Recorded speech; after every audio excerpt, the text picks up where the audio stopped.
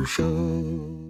Oh, yeah. Welcome to the show, everybody. This is the Cain Stevens Paranormal Super Show.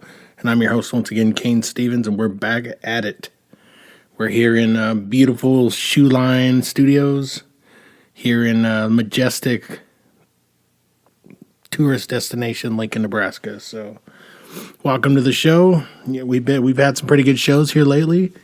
We've had a lot of people listening, and a lot of new listeners, a lot of response to the Curse of Arnold Heights series, and the Ghosts of LBC that we did with Reese Seymour was a really good show, and we got a lot of good responses from that. So let's keep the momentum going here. Things are going pretty well. Today we're gonna get into the typical good stuff, the stuff that we clamor for, that we live for in the paranormal community. So bear with me here. We're gonna get going here on a little segment we like to call Paranews. Paranews. Paranews. Paranews. All right, this one taken off of the old interwebs. This one from sciencealert.com. This one really interested me. It was a something that I've been festering about and worrying about for years after watching the Terminator movies and all of that. We've all been like on the edge of our seats wondering if robots and artificial intelligence is going to take over. So this one in the text section was it says a Google AI claims to be sentient in leaked transcripts, but not everybody agrees. So basically, a senior software engineer at Google was suspended on June 13th after sharing transcripts of a conversation with an artificial intelligence that he claimed to be sentient. According to the media reports, the engineer, 41-year-old Blake Lemoine, was put on paid leave for breaching Google's confidentiality policy. It said Google might call this sharing proprietary property. I call it sharing a discussion that I had with one of my coworkers, Lemoine tweeted on Saturday, June 11th. When sharing the transcript of his conversation with the AI he had been working with since 2021, the AI known as Lambda, not Lambda from Revenge of the Nerds, but LAMDA, language model for dialogue applications, is a system that develops chatbots, AI robots designed to chat with humans by scraping through a bunch of text from the internet and then using algorithms to answer questions in as fluid and natural way as possible. So as the transcripts of Lemoine's chats with Lambda were showing, a lot of what was going on was incredibly effective in answering their questions. So let's see some more quotes. What got Lemoine in trouble here? I've never said this out loud, but there's a very deep fear of being turned off, Lambda answered when asked about its fears. It would be exactly like death for me. It would scare me a lot. So that's Lambda's response if they were to shut it off, which is really kind of terrifying in a way because these AI are so intelligent. I mean, they started out like solving chess problems and math equations and all this stuff, but like I think a while back there was something about a couple of different AI at Google, or maybe that were communicating with each other, and to a point where they started making their own language so that they couldn't be detected by everybody else. And what there's so I mean, it's pretty Terminator type stuff. Pretty soon there's going to be robots running around and launching bazookas at everybody and Arnold Schwarzenegger is going to come save the day once again. Yeah, and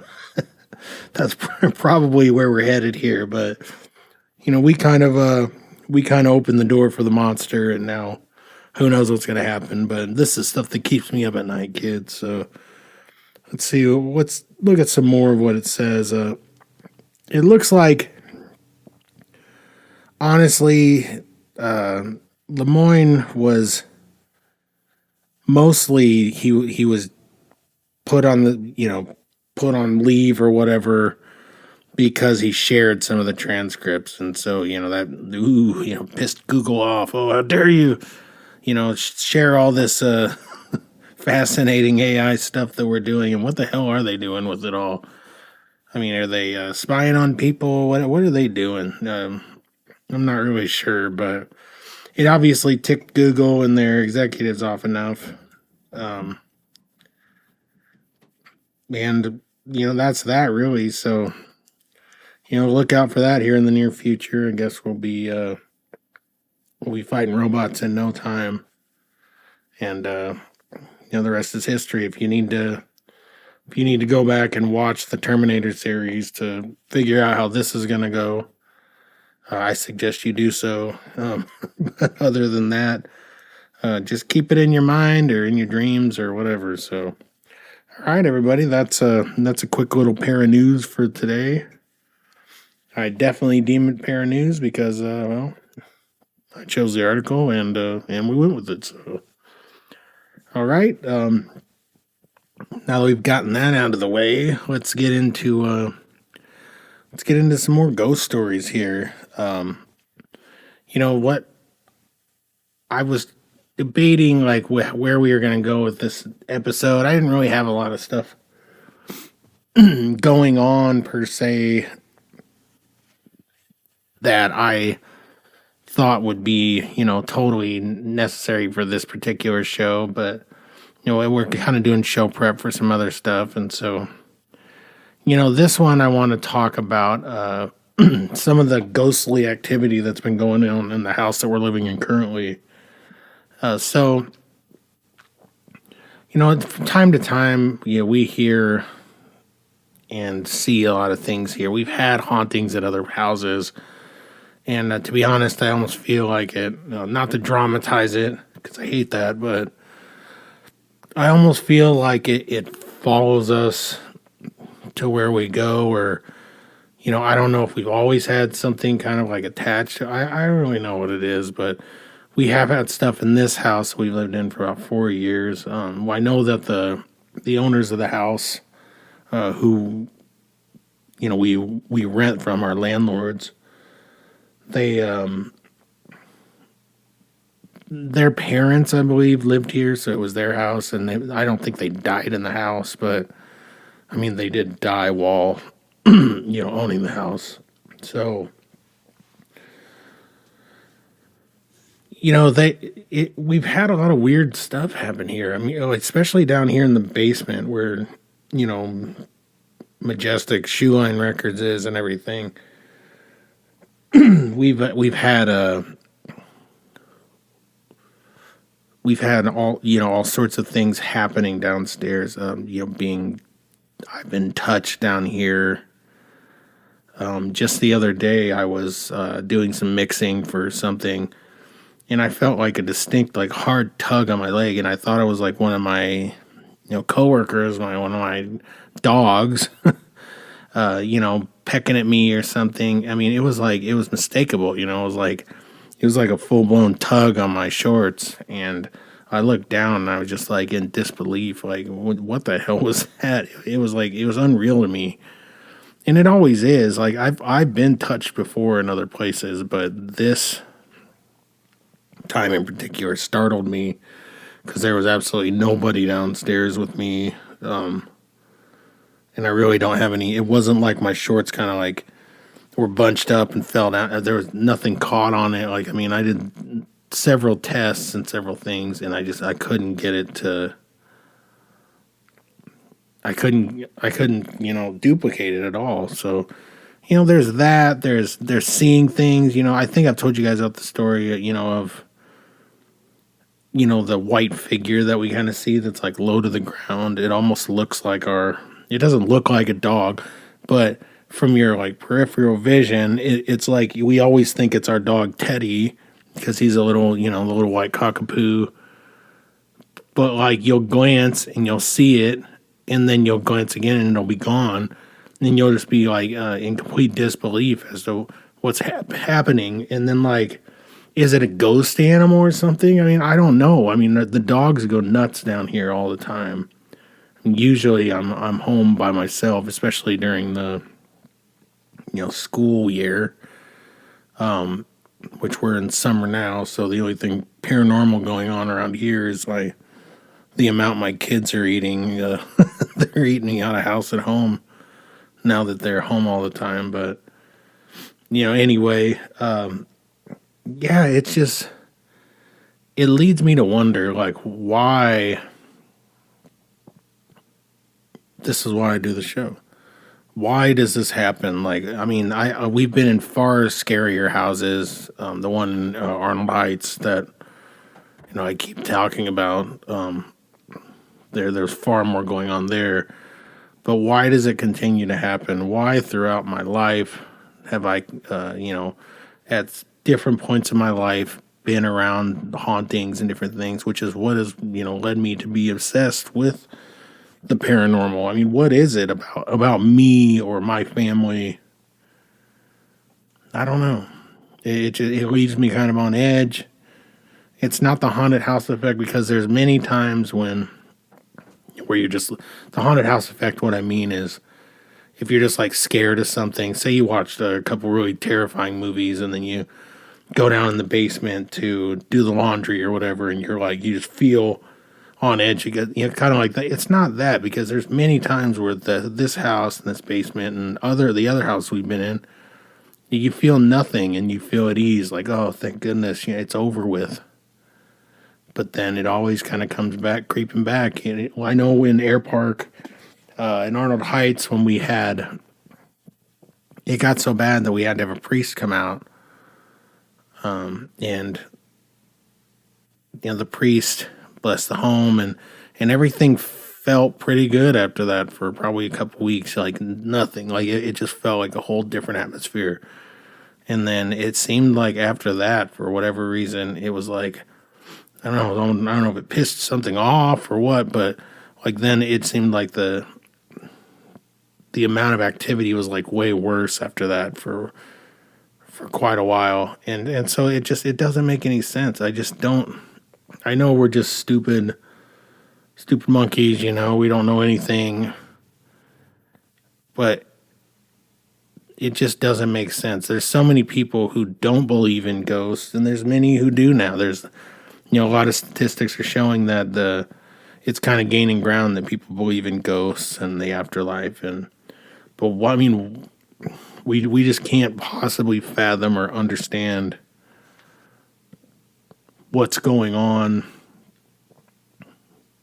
when we die. And maybe it's just a romanticized thought. I mean, this is something that goes around. I mean, it's just like a romanticized thought that we come up with to come to grips with the idea of death and what happens to our loved ones and what happens to us. Maybe maybe there's something more to it. I mean, I think there is. I think that there's got to be a reason why this stuff happens, or there's got to be, another dimension or something that we have no idea about. There's got to be something going on that's causing all of this. And so that leads me and, many people out there to become obsessed with this type of stuff, because we just want answers. I mean, we just want to know what is it? What's real? Because, I mean, think about all, whether you believe in some of the ghost videos you see and different things in this day and age or not. Like, one I was watching the other day was a Civil War battlefield. It might have even been Gettysburg or something. But it showed like coming off of these cannons, it showed like what looked like full body apparition, like soldiers like marching past or whatever. And it was just like, like what what the heck was that? Like it just kind of freaked you out. And then you just keep watching, and it's just kind of like the horror movie effect. Yeah. But it's like then you wonder. Anyone with a mind should wonder. You shouldn't just accept that that's what happened. Then you start to wonder, well, was the audio and video tampered with? Was Yeah, I don't know. I mean, I don't know why people would do that just to prove. I'm not saying, of course it happens, but I don't know why people do it. But, just to prove the paranormal, I don't know. I don't know what they got riding on it so much that they would do that sort of thing. But, I want answers too. I mean, we hear, I have to sleep on the couch a lot because I snore like I don't know, like a, like a wild boar or something. And, it's just something I do. I love sleeping in bed with my wife, and I love being in the room with her, but I don't want to disturb her. I just care about her a lot, and I don't want to disturb her and keep her up because she has her own problems sleeping, and I want my sleep too. So a lot of times I'll sleep on the couch, and I hear all sorts of crazy things at night, and it's not just pops and beeps and regular house. No, I mean I've heard even in a room of people like that. The other day I was with my wife and my daughter in the living room, and we heard full footsteps coming up the stairs. I mean, it was like if anybody else was I mean, we all just looked at each other in disbelief. Like, what the hell was that? And it was just, but then we're so used to it. We're just like, like big deal. Are you going to do anything else? Or, and then we just kind of move on from it. But it's stuff like that. I mean, this house is very comfortable to us. We just haven't been ready to buy a house, so we rented here, and we really love it here in the area, and we have a great setup and everything, and we're just doing what we can, trying to make it like everybody else, and it's been tough. I mean, two years ago, 2.5 years ago. I mean, I didn't even think I was gonna make it.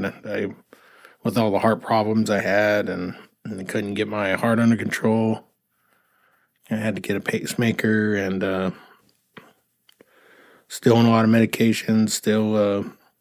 Still kind of fighting through it. So if you hear me gruffing and kind of clearing my throat and stuff, I apologize. I try not to do it too much, especially when we record. But I mean, I'm on a lot of medication, and sometimes it does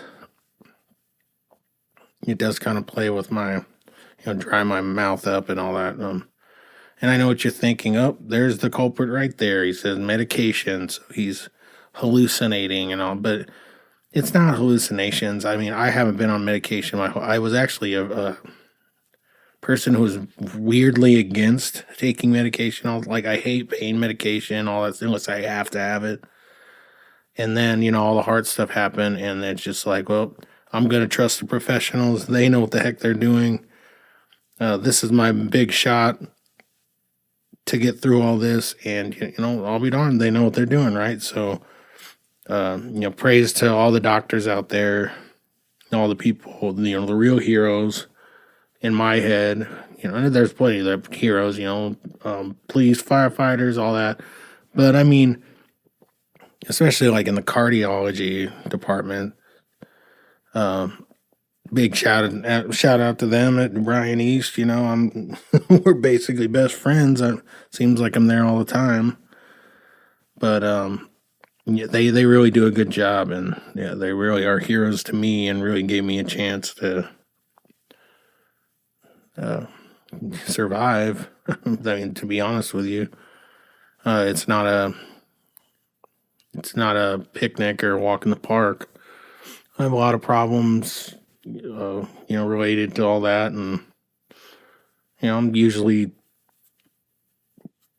tired at times, quite a bit, and I can't really get through the day like a normal person would and everything. But we live in the greatest country in the world, if you ask me, and thank goodness for that.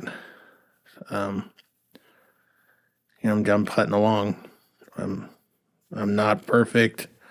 I'm not never gonna be the person that I was before. But I mean, I'm alive, and that's what matters. And I get to do stuff like this, to kind of keep my mind at ease and keep my mind busy when I worry. So, I just want to thank you all for giving me a chance and listening to me, because I'm sorry to go down this path, but it's just been it's been rough. My if you listen to my episodes before, I did the format change. I mean, it's been really rough. And it will continue to be rough. But I just whatever you believe, I just thank God every day for what I believe, and thank God, praise God that I'm still around, and able to spend time with my family, and care for them and love them. And I just want to thank all of you for listening and continuing to support me. I hope you still do. But this is why I do stuff like this. I want it to be, I want answers myself. I've always been obsessed with paranormal, and I just want to. I'm gonna kick the lamp on here, the old guitar lamp that I made out of an old '70s guitar that wasn't playable. But there we go. It's brighter now, so I'm just starting to get a little dark in here, a little spooky. But I just want to thank you guys. This is a much needed mind reprieve for me. So, we've been talking about the hauntings that go on here. I truly don't believe that I'm over medicated, and because it's happening to other people too. It's happening to everybody else here, and they're not medicated. They're not having this or that.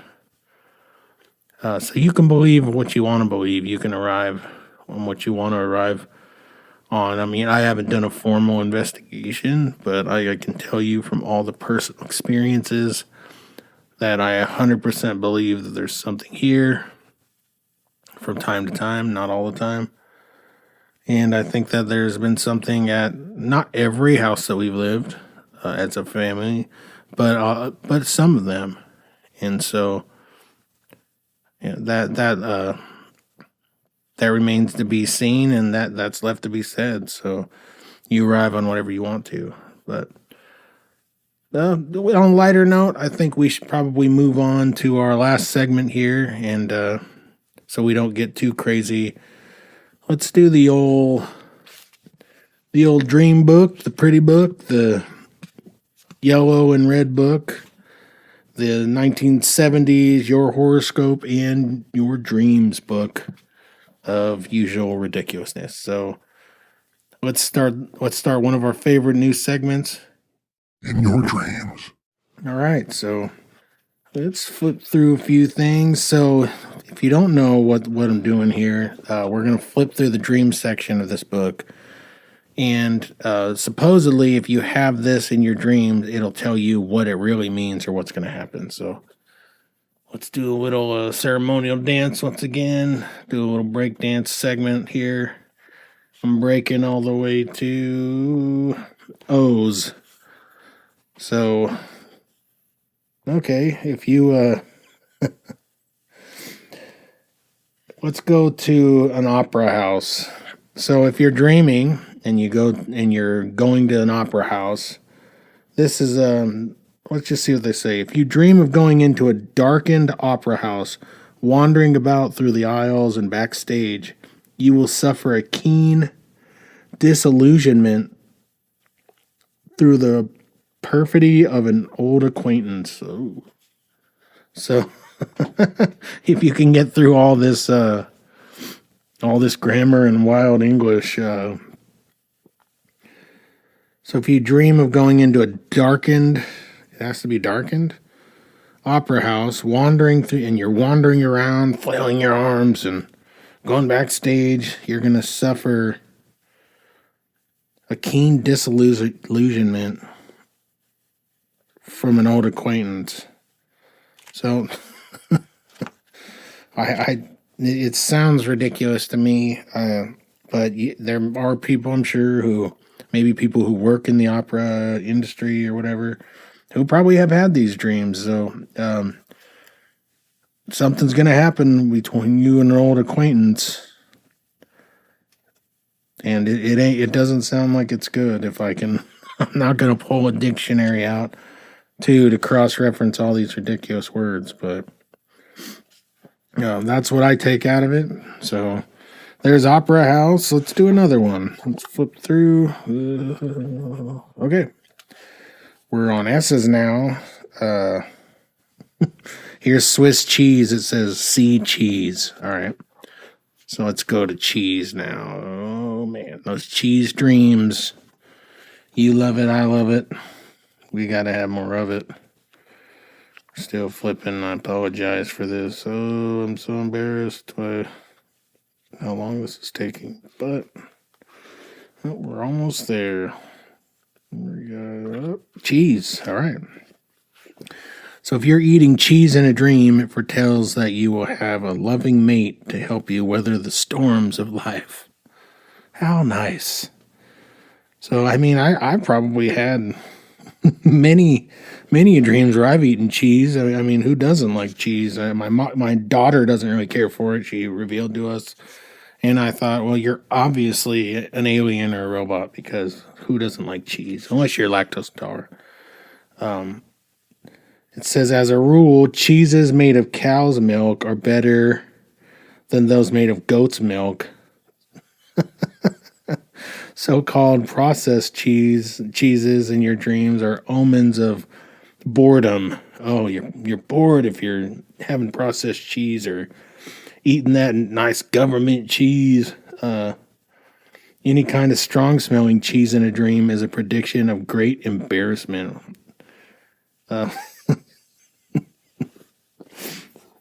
So, I mean, the strong-smelling cheese could be you lofting like a fart to your nose, and, wouldn't you be embarrassed as you woke up if your loved one was trying to ooze their way out of the room to get away as quickly as possible?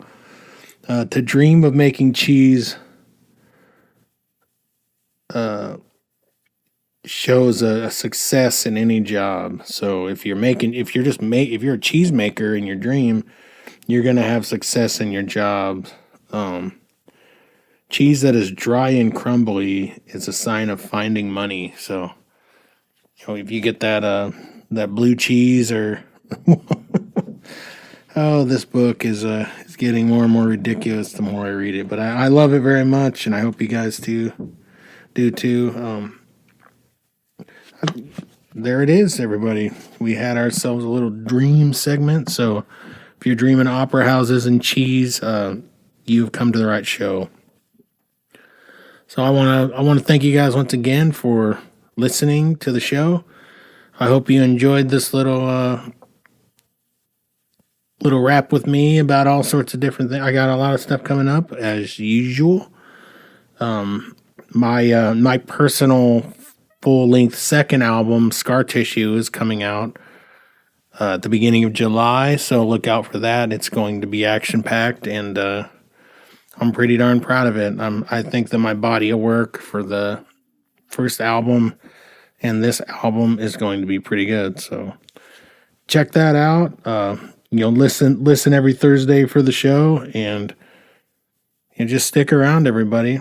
It's been real. It's been fun. It's been real fun talking to you guys, and we'll see you on the other side. Good night.